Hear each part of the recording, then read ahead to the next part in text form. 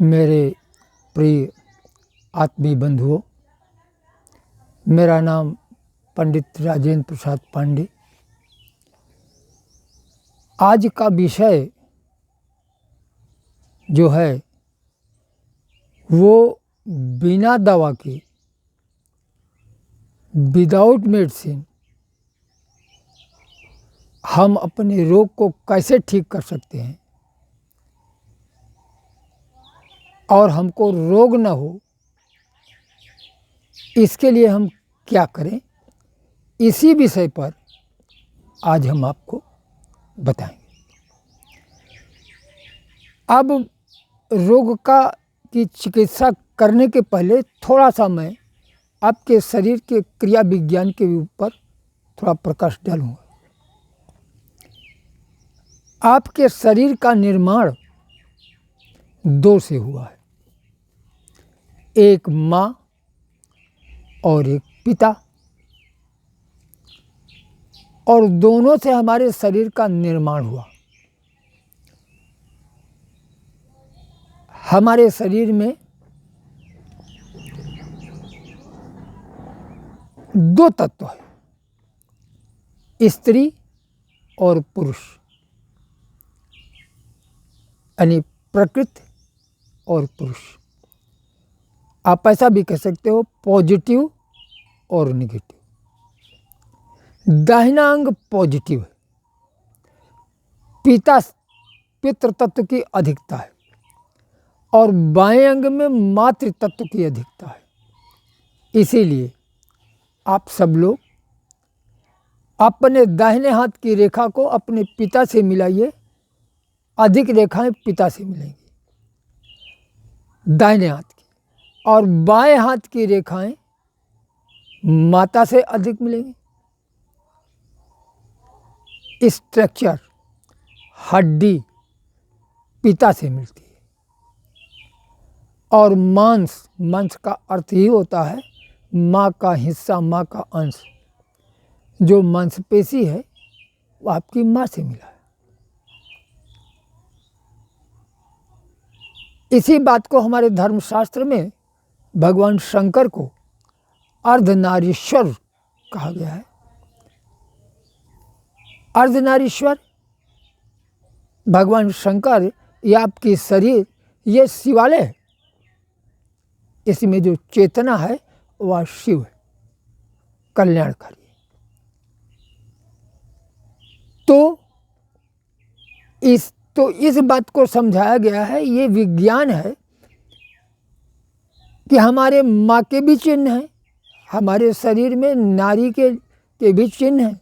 हम पुरुष हैं लेकिन हमारे स्तन भी है, हमारे अविकसित रूप में जैसे स्तन है वैसे गर्भाशय भी है, वैसे नारियों के भी प्रजनन अंग पुरुष के भी होते हैं।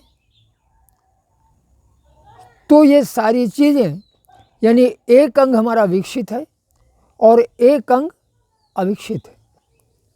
यानी पुरुष अगर हम हैं तो हमारा पुरुष का अंग विकसित है और नारी का अंग अविकसित है। अगर हम नारी हैं तो हमारा नारी का अंग विकसित है और हमारे पुरुष का अंग अविकसित है, लेकिन दोनों तत्व। आप इसको ऐसा कह सकते हो, गर्म और ठंडा। तो हमारे नाक में दो सुराख है, दाहिने को हम गर्म कहते हैं और बाएं को ठंडा कहते हैं। इसी को योग शास्त्र में एड़ा और पिंगला कहते हैं। आप पॉजिटिव और नेगेटिव कहिए। पॉजिटिव दाहिना और बाएं। हमारी साइंस बताती है कि हमारे शरीर में दो गोलार्ध, एक दाहिना एक बावां। बाएं गोलार्ध में हमारे पास गणितीय बुद्धि है, तर्क बुद्धि है, और दाहिने गोलार्ध में भावनात्मक प्रभाव होता है, भावना। तो हम इनको जब बैलेंस में रखते हैं तो हम आरोग्य होते हैं। नेचर से हमको कुछ गिफ्ट मिला है, और उस गिफ्ट को अगर हम ध्यान दें तो जल्दी कोई रोग ना हो, और हम रोग अगर हुआ भी है तो उसको ठीक भी कर सकते हैं। हमारे 5 तत्वों में एक तत्व वायु भी है। छित, जल, पावक, गगन, समीरा। तो वायु हमारे इन 5 तत्वों को खाने के 5 मुंह भी हैं, और उन 5 मुंह से हम जब उपयोग करना सीख लें, 5 तत्व को हम बैलेंस में रखें, तो हमारा रोग ठीक हो जाएगा। जब हमारे शरीर में तत्वों का बैलेंस बिगड़ता है तभी हम रोगी होते हैं। तो हम आज आपको श्वास के माध्यम से किसी भी रोग का इलाज करने की विधा बताते हैं। देखिए, यदि हमारे शुक्ल पक्ष और कृष्ण पक्ष की प्रतिपदा को, शुक्ल पक्ष की प्रतिपदा को यदि सुबह सूर्य नाड़ी चलती है और ये बराबर एक पखवाड़ा चली तो हमको कोई रोग होगा, 2 पखवाड़ा अगर चली तो हमको बड़ी शिकायत होगी, और 3 पखवाड़ा अगर चल गई तो प्राणांत हो जाएगा, ये निश्चित है। और इसी तरह से कृष्ण पक्ष में अगर चंद्र नाड़ी चले और ये 3 पखवाड़ा चले तो हमको सर्दी का रोग होगा, उसमें गर्मी का रोग और इसमें सर्दी का रोग। हमारे गर्मी सर्दी का बैलेंस बिगड़ जाएगा।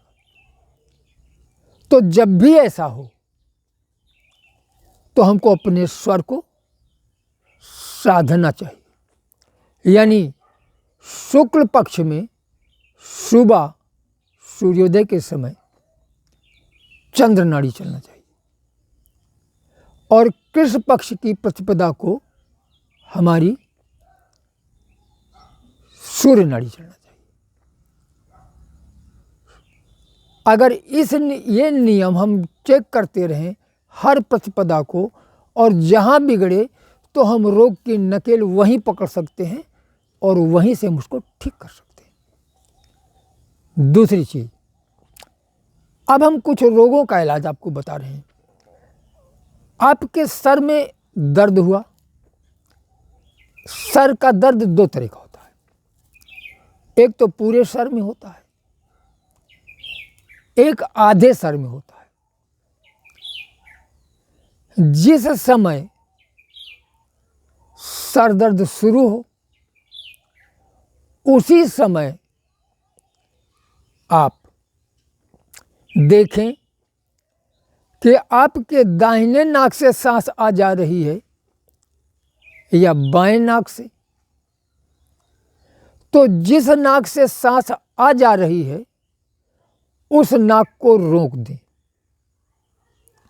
उसको कोई मुलायम कपड़ा लगा सकते हैं, उंगली से दबा सकते हैं।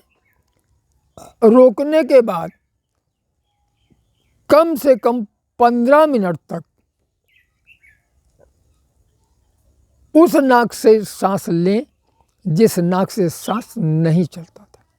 आप देखोगे कि सर दर्द आराम हो गया। 4-6 दिन ऐसा करोगे, सर दर्द खत्म हो जाएगा।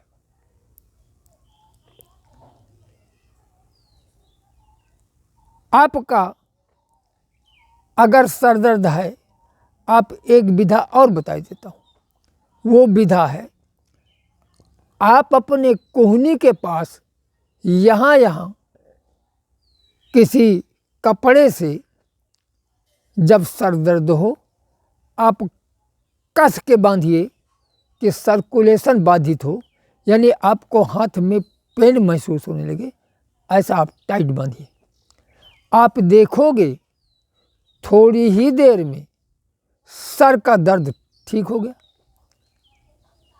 और जब ठीक हो जाए तब उसको आप खोल दीजिए। आपको बुखार आ रहा है, आपको किसी भी तरह की बीमारी है, तो आपको अपने स्वर को, उस समय चलते स्वर को, यानी जिस नाक से सांस आ जा रही है उस नाक को बंद करना है, और जो नाक बंद थी उससे सांस लेना है। और ये 15 मिनट 20 मिनट करोगे, वह तकलीफ आराम हो जाएगी। बुखार आपको है, बुखार को ख़त्म करना है, तो आप इसी क्रम से, जब बुखार चढ़ता है तो आप अपने स्वर को चेंज करिए, और 4-6 दिन आप करोगे विदाउट मेडिसिन। आपका इम्यून सिस्टम काम करेगा, प्रतिकारक क्षमता काम करेगी, और बुखार भाग जाएगा। पेट में दर्द है, दांत में दर्द है, कहीं भी कोई तकलीफ है, जब तकलीफ शुरू हो वही टाइम है केयर करने का, ध्यान देने का कि हमारा कौन सा स्वर चलता है। जो स्वर चलता है उसको रोकिए और दूसरे स्वर को चलाइए। ये आप 4-10 दिन आप करिए, जब तक वह तकलीफ मिट न जाए। आप करोगे 10-15 मिनट में ही टेम्परेचर डाउन हो जाएगा, दांत का दर्द ठीक हो जाएगा, पेट में गैस बनना ठीक हो जाएगा, ये सारी बातें ठीक हो जाएंगी। खाने का नियम जान लीजिए। हम बीमारी को न्योता देते हैं, हम जो आहार लेते हैं वही आहार हमारे बॉडी का बैलेंस बिगाड़ते हैं। इसलिए कि हम जब आहार लेते हैं तो हम ये ध्यान नहीं करते कि हमारा कौन सा स्वर चल रहा है।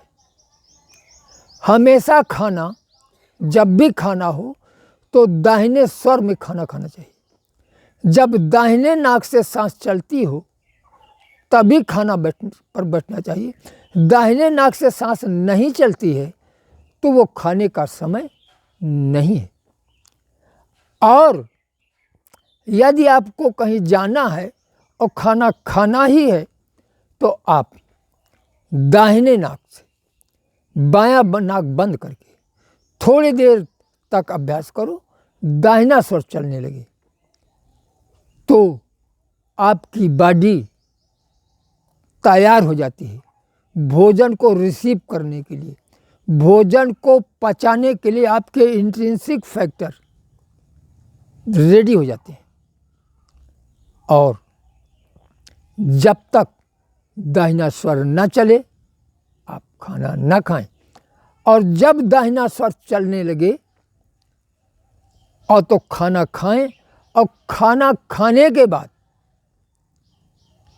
आपको कम से कम 15-20 मिनट अवश्य दाहिना स्वर चलना ही चाहिए, जिससे आपके उस खाने में जो खाना एक्सट्रिंसिक फैक्टर बहिरस्थ घटक लेकर के आपके पेट में गया, उसको पचाने के लिए इंट्रिंसिक फैक्टर अंतस्थ घटक उसमें डाइल्यूट हो जाए, जिससे खाना ढंग से पच जाए।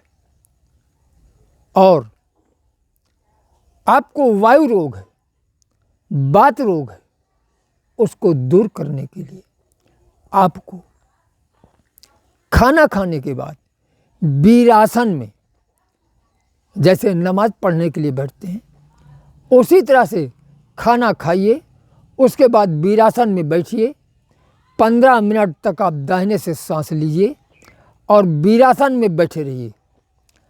आप देखोगे कि आपको जॉइंट पेन है, आपको मसल्स पेन है, किसी भी तरह का पेन है, वो कुछ ही दिनों में ठीक हो जाएगा।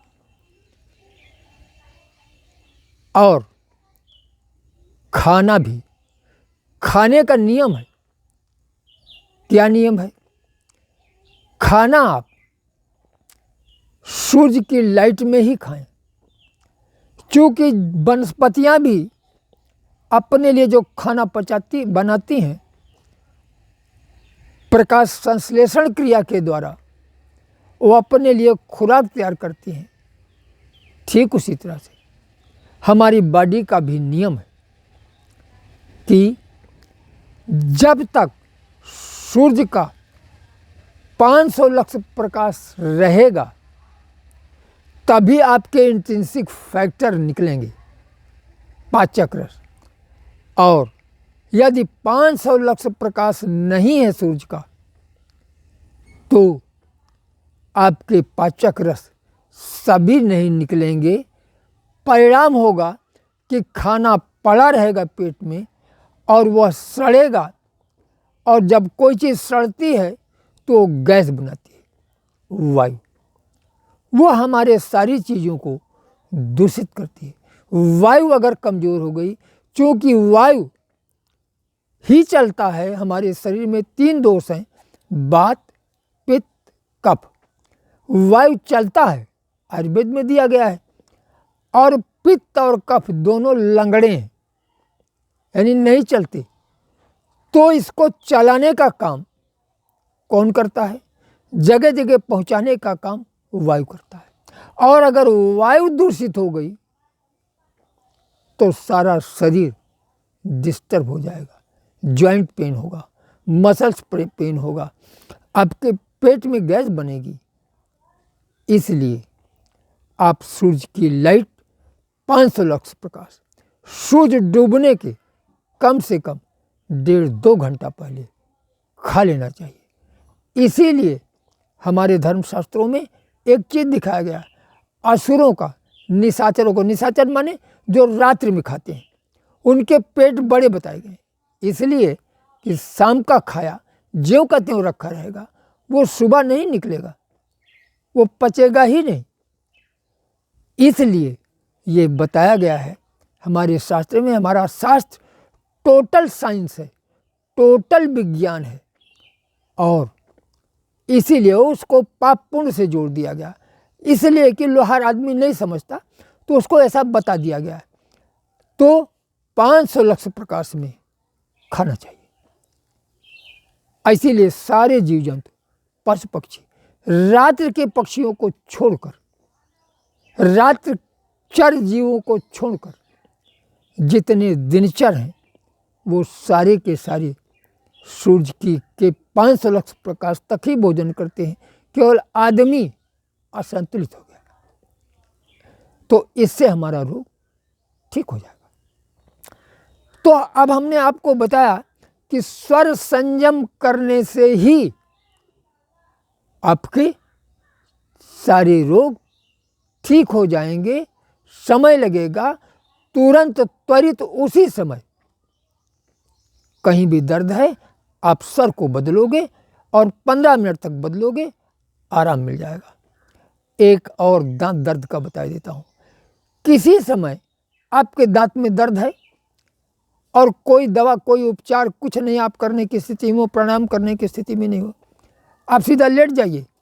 किसी से कहिए आपके पाँव के दोनों अंगूठों को फोड़ दे, तुरंत दांत दर्द 2 मिनट में आराम मिल जाएगा। अगर किसी को हो, अभी इसी वक्त ट्राई करके देखो, तुरंत। जब तक उस दांत को छेड़ोगे नहीं, डिस्टर्ब नहीं करोगे, तो दांत का दर्द आराम रहेगा। और अगर आपको